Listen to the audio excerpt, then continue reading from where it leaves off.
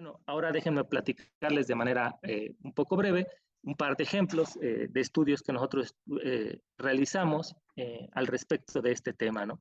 El primero de ellos lo hice en la ciudad de Pachuca cuando estuve ahí un par de años y lo que hicimos ahí, si alcanzan a ver esta imagen de acá arriba de la pantalla, de la diapositiva, pues fue establecer varios sitios alrededor de la zona urbana de Pachuca, que es esta mancha de color gris, y ahí hicimos muestreos de anfibios y de reptiles, ¿no? Estas son las características generales de la ciudad de Pachuca, de la zona urbana, pero en general pues tiene características de una ciudad típica de México, ¿no?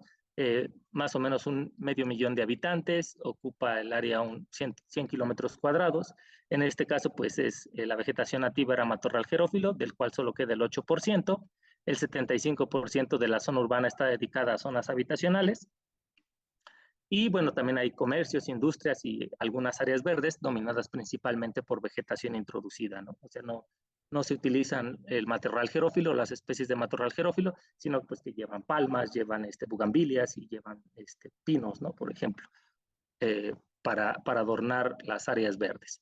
Entonces ahí nos salimos a registrar especies. Les platico que cuando yo empecé este trabajo, que me lo propuso mi directora, la doctora Iriana Zuria, pues yo realmente estaba un poco renuente, pensaba que era muy poco probable que pudiéramos encontrar anfibios y reptiles dentro de la ciudad de Pachuca, pero pues me llevé una sorpresa muy agradable, ¿no? Que hay un montón de especies que todavía están en los espacios urbanizados de la ciudad, ¿no? Y aquí están algunas fotografías de estas especies con las cuales las personas de Pachuca están compartiendo el espacio y muchas veces sin siquiera saberlo, ¿no?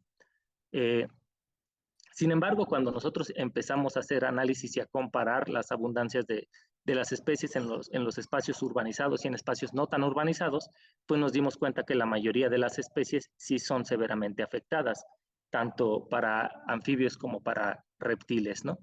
Y las especies que quedan, pues son especies que serían los habitantes de las zonas urbanas que tienen características muy particulares. Son especies de talla pequeña, son especies de hábitos discretos que no frecuentemente nos vamos a encontrar, como esta culebrita de acá que se llama Conopsis lineata y que es una especie que está normalmente debajo de las rocas o metida entre el suelo, ¿no? En algunas oquedades del suelo. Y también que son especies inofensivas. Es decir, o son las especies que nosotros consideramos que no nos van a hacer nada, como las chiquitas, como esta lagartija, son especies que no nos vamos a encontrar con facilidad, o son especies que nosotros consideramos pues de poca importancia, ¿no? Entonces las ignoramos prácticamente. Esa sería la síntesis de esa parte del trabajo. No quisiera profundizar más con detalles tan técnicos al respecto, ¿no? Otro trabajo, mejor les platico algunos otros ejemplos, lo realizamos cerca de acá del norte del Estado de México, en particular en el municipio de Acambay, en un poblado que se llama Esdocá y que es parte de la región Otomí. Aquí en Esdocá quedan algunas estructuras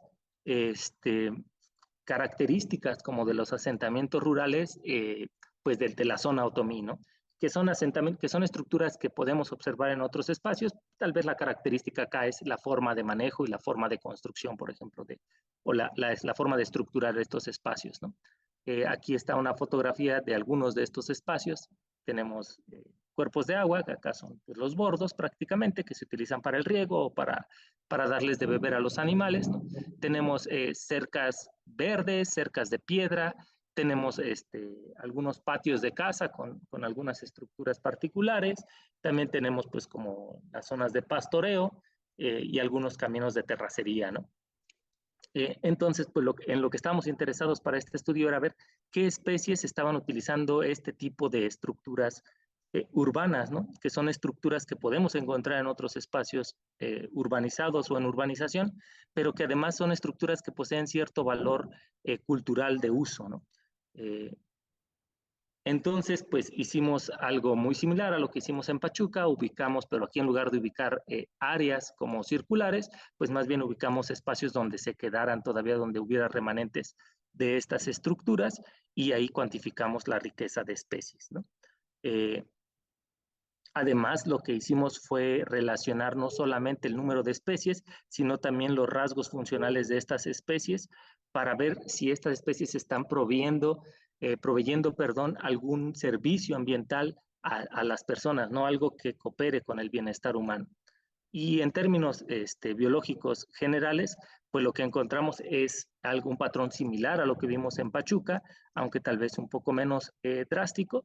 La comunidad de herpetofauna está dominada solamente por 2 especies, que otra vez son especies pequeñas, especies con características similares a las que les mencioné. En este caso eran Celoporus torquatus y Celoporus gramicus, ¿no?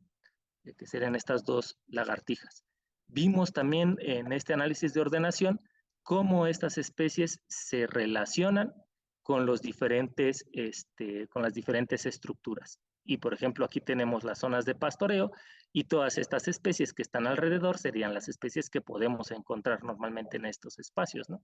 Acá tenemos los cuerpos de agua, las cercas de piedra tradicionales y los patios, ¿no? Con su grupo de especies también. Y luego tenemos acá los caminos de terracería, veredas y caminos de terracería, donde tenemos también solamente un par de especies. Entonces aquí podemos ver pues que la riqueza de especies está distribuida de manera heterogénea y que hay especies características de cada tipo de estructura. Y en este análisis, que también es una ordenación, podemos ver ahora algo similar de los espacios de estas estructuras, pero con los rasgos funcionales, ¿no? Y ahora podemos ver, por ejemplo, aquí lo que llama la atención es que las especies ovíparas, las especies medianas y las especies que pudieran funcionar para protegernos de algunas enfermedades, pues no están tan relacionadas, ¿no? Estos rasgos no están tan relacionados o tan cercanamente asociados, no son tan frecuentes en estas estructuras antropogénicas, ¿no? De la zona urbana de Acambay, ¿no? Sí, y esto pues nos empieza a hablar de qué servicios pudiéramos o estamos manteniendo, estamos filtrando positivamente y qué otros servicios ambientales están quedando excluidos, ¿no? de este tipo de estructuras. Bueno, aquí solamente analizamos estas estructuras, hay algunas otras estructuras presentes, nosotros analizamos las más frecuentes y además están otro tipo de espacios que no son necesariamente estructuras antropogénicas, ¿no? Sin embargo, esto nos da una idea de cómo se van filtrando las especies y cómo se van filtrando los servicios ecosistémicos que nos pueden beneficiar debido a que no estamos haciendo un manejo como bien planeado que realmente nos pueda beneficiar a nosotros y pueda beneficiar a la conservación de la biodiversidad, ¿no? Este es otro trabajo, una observación, donde nos dimos cuenta que esta especie de salamandra que se llama Itzmurabelli mantiene poblaciones en el matorral xerófilo dentro de un parque urbano que está en la ciudad de Pachuca, ¿no? La idea fue que esto más bien resultó muy interesante porque las salamandras son especies que son propias de ambientes húmedos y fríos, ¿no? Y nosotros lo encontramos en un ambiente muy árido, que son estas zonas de matorral xerófilo, ¿no? Y esto pues nos hace pensar que las especies que están en las zonas urbanas pues pueden presentar adaptaciones o adaptabilidad a las condiciones de la urbanización, de manera que buscan la forma de mantener sus poblaciones, de persistir en ambientes que pudieran ser agresivos, ¿no? Esta especie en particular es una especie críptica, es una especie que en muchos lugares se considera peligrosa y aún así es una especie que mantiene una distribución bien amplia en nuestro país, lo que nos habla pues de esta capacidad que tiene de explotar diferentes ambientes. Eh, este es un análisis pues como de nicho ambiental, donde podemos ver estos puntos están asociados a cuestiones de temperatura y de humedad principalmente, ¿no? Eh, y podemos ver que estos puntos están alejados del resto de los puntos negros. Los puntos negros son los registros de Itzmurabelli, que es la especie que les estaba comentando, ¿no? Y aquí está el punto donde nosotros la registramos en Pachuca, ¿no? Y como podemos ver, pues mantiene condiciones ambientales distantes o bastante diferentes al resto de los espacios donde normalmente encontramos esta especie, ¿no? Y esto pues nos indica que debe existir una respuesta de la especie para mantenerse en estos espacios.